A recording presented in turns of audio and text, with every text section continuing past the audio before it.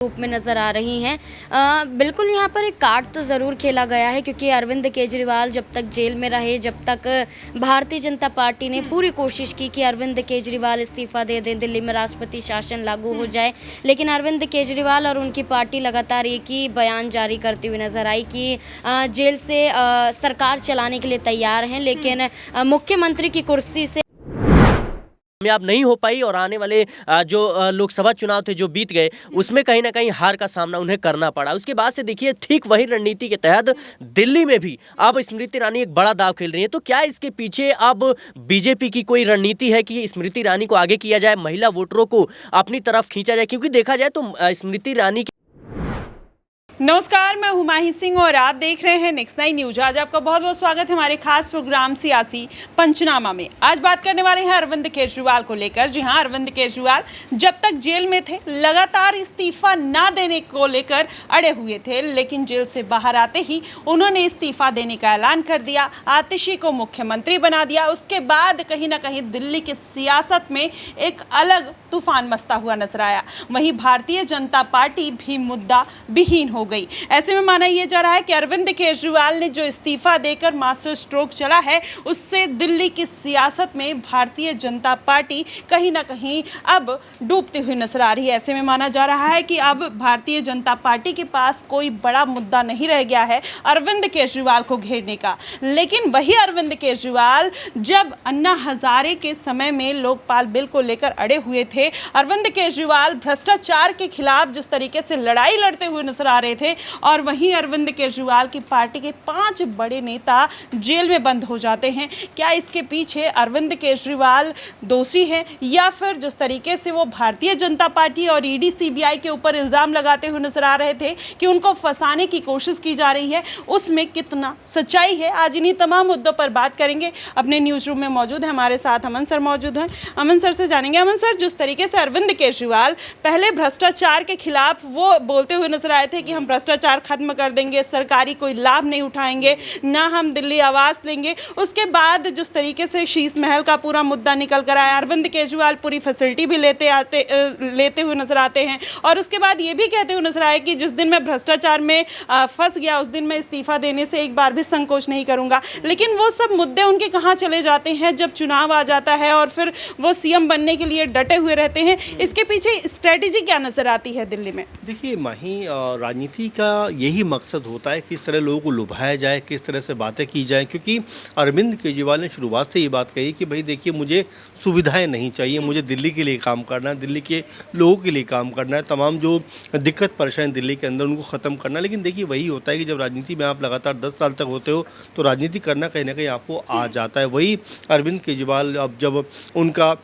लगातार ये दबाव बनाया जाता है कि भाई अगर आप जेल जाओ तो इस्तीफा देना चाहिए, मना कर देते हैं, जेल से आते हैं इस्तीफा दे देते, तो राजनीति करने का ढंग उनका दिखाई पड़ता है कि तमाम बातों को जो मना करते थे अब वो न सिर्फ एक्सेप्ट कर रहे हैं बल्कि कहीं ना कहीं सवाल भी खड़े हो रहे हैं कि भाई एक तरफ तो आप ये कहते थे कि मैं कट्टर ईमानदार हूँ, मुझे कुछ भी सुविधाएं नहीं चाहिए, लेकिन जब सुविधाओं से हटने की बारी आती है तब आप तमाम तरह से बीजेपी के ऊपर तमाम जो है कह सकते हैं आरोप लगाते हुए नजर आते हो, दिल्ली को छोड़ना नहीं चाहते हो, दिल्ली की जो गद्दी है उससे हटना नहीं चाहते हो, तो जाहिर सी बात है कि उनकी राजनीति पे फिर सवाल उठने शुरू हो जाते हैं। जी बिल्कुल, लेकिन यहाँ पर अमन सर देखा जाए तो अरविंद केजरीवाल कहीं ना कहीं लोकपाल बिल के समय जब इस्तीफा देते हुए नजर आए, वहीं हेमंत सोरेन ने जिस तर्ज पर इस्तीफा दिया,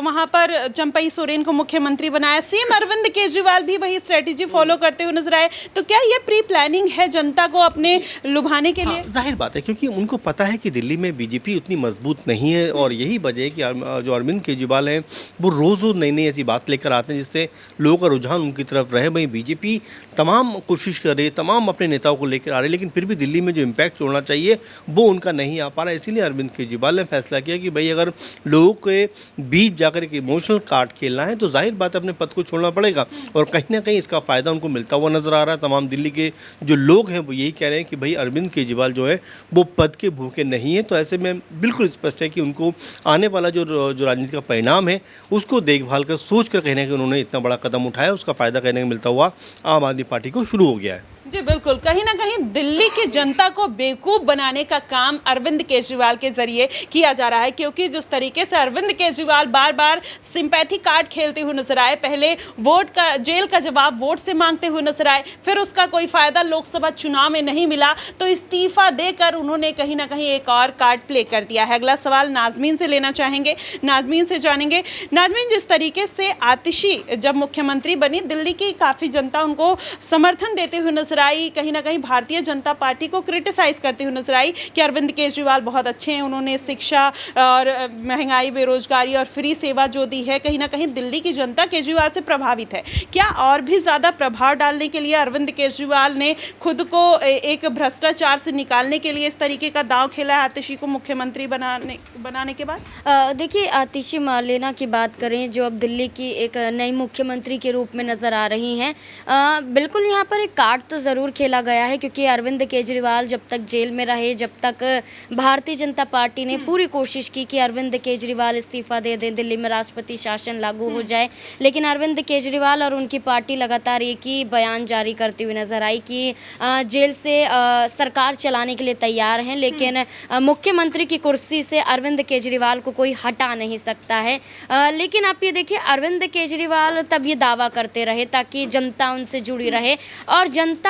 जेल से बाहर निकलने के बाद भी जुड़ी रहे तो सीधा वो इस्तीफ़ा देते हुए नज़र आते हैं। उनका कहना यही होता है कि जब सारी शक्तियां उनसे छीन ली जा रही हैं, जहां शर्तें लगाई जा रही हैं, तो इस आधार पर वो कैसे फैसले लेते हुए नज़र आएंगे और किस आधार पर वो दिल्ली में आम जनता के लिए काम करते हुए दिखाई देंगे। तो आतिशी को फ़ौरन यहाँ पर मुख्यमंत्री की कुर्सी सौंप देते हैं, लेकिन तस्वीरें क्या बदली हैं कुछ नज़र नहीं आता है। आप देखिए, आप कई वीडियो देखेंगे, कई उनके दौरे देखेंगे, आतिशी के साथ अरविंद केजरीवाल हमेशा आपको दिखाई देंगे, और यहाँ तक कि मुख्यमंत्री की कुर्सी पर बैठने से भी इनकार आतिशी करती हुई नजर आती है, चाहे सम्मान के जरिए, लेकिन एक सवाल ज़रूर खड़ा होता है कि अगर आप मुख्यमंत्री की कुर्सी पर नहीं बैठती हैं तो मुख्यमंत्री ही क्यों बनना यहाँ पर आपने स्वीकार किया। नाजमीन, यहाँ पे माना जा सकता है कि क्या आतिशी एक पपेट जैसे कहीं ना कहीं इस्तेमाल की जा रही है आम आदमी पार्टी के द्वारा, और वही पुराना दौर जो मनमोहन सिंह और सोनिया गांधी के राज में आया था, वही सेम एक सिनेरियो दोहराने की कोशिश की जा रही है? देखिए, इसमें दोहराए नज़र नहीं आती है, क्योंकि अगर मुख्यमंत्री आतिशी हैं तो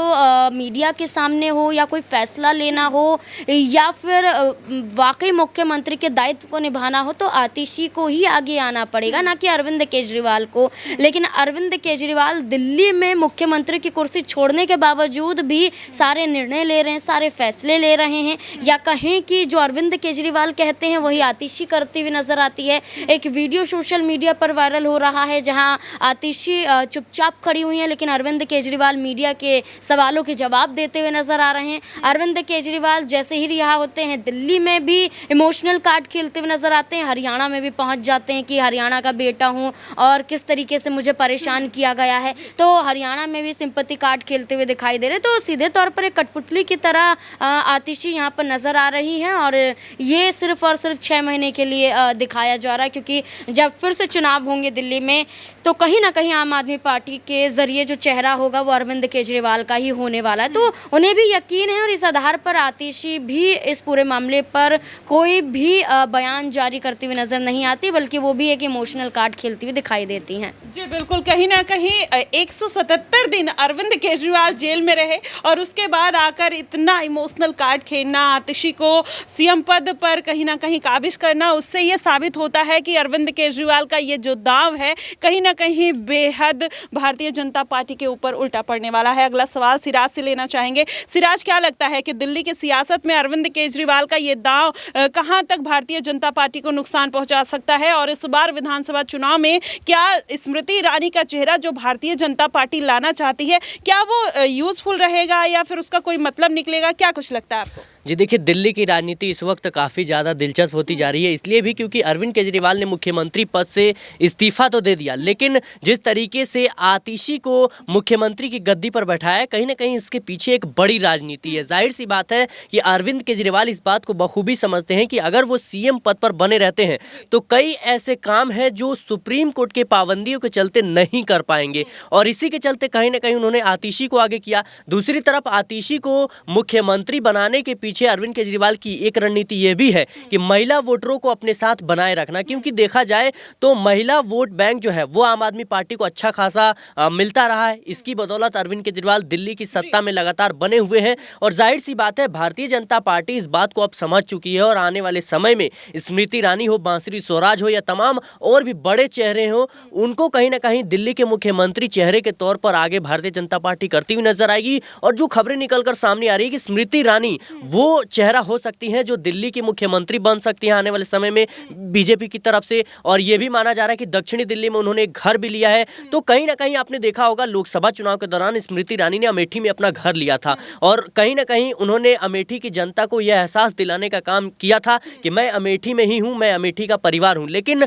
वो सारी चीजें कामयाब नहीं हो पाई और आने वाले जो लोकसभा चुनाव थे जो बीत गए उसमें कहीं ना कहीं हार का सामना उन्हें करना पड़ा। उसके बाद से देखिए ठीक वही रणनीति के तहत दिल्ली में भी अब स्मृति ईरानी एक बड़ा दांव खेल रही है। तो क्या इसके पीछे अब बीजेपी की कोई रणनीति है कि स्मृति ईरानी को आगे किया जाए, महिला वोटरों को अपनी तरफ खींचा जाए? क्योंकि देखा जाए तो स्मृति ईरानी की छवि जो है एक जुझारू नेता के तौर पर रही है और जाहिर सी बात है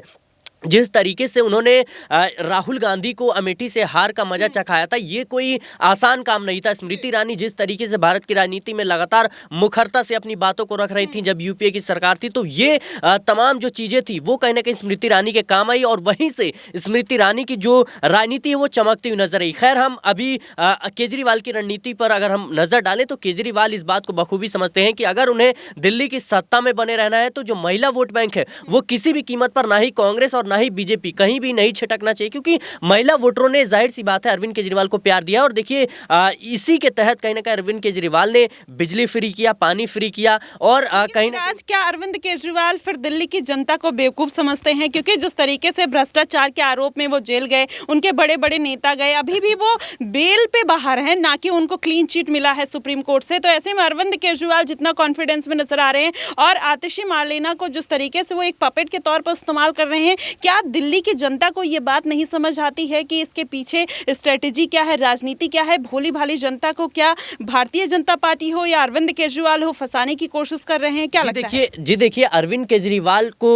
भले ही कह सकते हैं बेल मिली है, लेकिन उनके ऊपर आरोप अभी सिद्ध भी नहीं हुए हैं। ये हमें गौर करने वाली बात है। अगर हम किसी को कह देते हैं कि फलाना आदमी जो है चोर है, चाहे फलाना आदमी गुंडा है, तो उससे साबित नहीं हो जाता। और जाहिर सी बात है केंद्रीय जांच एजेंसियां इस पर पूरी तरीके से जांच कर रही हैं, रिपोर्ट्स तैयार हैं, गवाह हैं और तमाम तरह को देखते हुए देखिए सुप्रीम कोर्ट ने अगर बेल दी है तो कुछ सोच समझ कर ही दिया होगा। और जाहिर सी बात है सुप्रीम कोर्ट को इस पूरे मामले में जब उन्होंने कह सकते हैं अरविंद केजरीवाल को जमानत दी थी तो सीधे तौर पर उन्होंने कोर्ट और कह सकते हैं कि जो ईडी सीबीआई है उस पर भी सवाल खड़े किए थे, क्योंकि देखिए 4000 से ज्यादा पन्नों की जो रिपोर्ट है वो तैयार की गई थी, 400 से ज्यादा गवाह थे। तो कहीं ना कहीं सुप्रीम कोर्ट को ये इस बात का आभास जरूर था कि ये केस अभी लंबा चलने वाला है और ऐसे में किसी भी व्यक्ति को जेल में रखना रिमांड के नाम पर ये उचित नहीं होगा और कहीं ना कहीं इसी के बिहाफ पर उन्हें कह सकते हैं जमानत मिली। लेकिन आने वाले समय में अगर ईडी और सीबीआई इस केस में कुछ अच्छा कमाल कर पाती है या फिर कुछ अहम सबूत जुटा पाती है जिससे अरविंद केजरीवाल दोषी साबित हो जाए, फिर मुझे लगता है कि उनको दोषी कहना उचित होगा। लेकिन फिलहाल देखा जाए तो ये भी एक राजनीति का हिस्सा है और जैसे भारतीय जनता पार्टी ने तमाम तरह के उन पर आरोप लगाए, आने वाले समय में देखिए कि इसको कहीं ना कहीं इससे उबार पाने की पूरी कोशिश कर रहे हैं अरविंद केजरीवाल। और आने वाले समय में देखिए जनता जो है ना वो कहीं ना कहीं जो कह सकते हैं कि तुरंत वाले मुद्दे होते हैं वो कहीं ना कहीं उस पर फोकस करते हैं। और आने वाले समय में देखिए कौन याद रख रहा है कि अरविंद केजरीवाल शराब घोटाले में जेल गए थे और इस बात में कोई दो राय नहीं कि उन पर अभी आरोप लगे हैं, दोषी सिद्ध नहीं हुए हैं। और जाहिर सी बात है कि देखिए जनता को फायदा चाहिए और विकास जो करेगा जनता उसी के साथ जाएगी। और दिल्ली की जनता तो खास तौर पर आपने देखा होगा लोकसभा चुनाव में बीजेपी के साथ रहती है, विधानसभा चुनाव में अरविंद केजरीवाल के साथ रहती है। तो जनता को बेवकूफ मुझे लगता है बनाना इतना आसान है नहीं, चाहे वो भारतीय जनता पार्टी हो, कांग्रेस हो या बीजेपी हो, क्योंकि दिल्ली की जनता काफी ज्यादा मुझे लगता है होशियार है। और आने वाले समय में आप देखिएगा कि अरविंद केजरीवाल मुझे लगता है कि और भी ज्यादा अच्छा करते हुए नजर आएंगे, क्योंकि जिस तरीके से उन्होंने बस फ्री किया या जिस तरीके से उन्होंने बिजली पानी और तमाम तरह की सुविधाएं जो फ्री की, इसके साथ ही जो 1000 रुपए का स्कीम उन्होंने लॉन्च किया, अरविंद केजरीवाल इस बात को बखूबी समझते हैं कि जो उनका वोट बैंक है वो कहीं ना कहीं दिल्ली के झुग्गियों से आता है या फिर जो मिडिल क्लास फैमिली है, जो गरीब परिवार है वहां से आते हैं। और इसी को कहीं ना कहीं देखिए भले ही ये अमाउंट जो है 5 रुपए की टिकट है बस की या 10 रुपए की टिकट है या 200-300 का बिजली का खर्चा हो या फिर पानी खर्चा हो, ये छोटे छोटे अमाउंट जो होते हैं उन परिवारों के लिए काफ़ी ज़्यादा अहम होते हैं। और 1000 रुपये जिस तरीके से उन्होंने देने का ऐलान किया दिल्ली के महिलाओं के लिए, तो मुझे लगता है ये छोटे छोटे फायदे अरविंद केजरीवाल को बड़ा फायदा चुनाव में पहुंचा रहे हैं और अरविंद केजरीवाल इस बात को बखूबी समझते हैं। इसी वजह से कहीं ना कहीं उन्होंने आतिशी को आगे किया और आने वाले समय में देखिएगा कि उन जो महिला वोटर्स हैं उन पर और ज़्यादा फोकस करते हुए अरविंद केजरीवाल नजर आएंगे। जी बिल्कुल, कहीं ना कहीं अरविंद केजरीवाल छोटे छोटे मुद्दों को उठाकर दिल्ली की जनता में अपना प्रभाव तो छोड़ते हुए नजर आ रहे हैं, लेकिन जिस तरीके से आम आदमी पार्टी के कई नेताओं ने उनको छोड़ दिया, उससे ये साबित होता है कि कहीं ना कहीं अरविंद केजरीवाल के मामले में जो भ्रष्टाचार के आरोप सीबीआई ईडी के द्वारा लगाए जाते हैं वो उसमें भी सच्चाई देखने को मिलती है। हालांकि अभी अरविंद केजरीवाल को बेल मिल चुकी है, लेकिन देखना दिलचस्प होगा कि आखिरकार अरविंद केजरीवाल का ये पूरा मामला, आतिशी को सीएम बनाने का ये पूरा प्रभाव कहां तक दिल्ली की जनता पर डाल पाता है। आपको क्या कुछ लगता है, अरविंद केजरीवाल का ये फैसला सही है या गलत है? आप हमें कमेंट बॉक्स में जरूर बताइएगा। फिलहाल के लिए बस इतना ही। देश और दुनिया की तमाम खबरों के लिए हमारे साथ बने रहिएगा नेक्स्ट 9 न्यूज।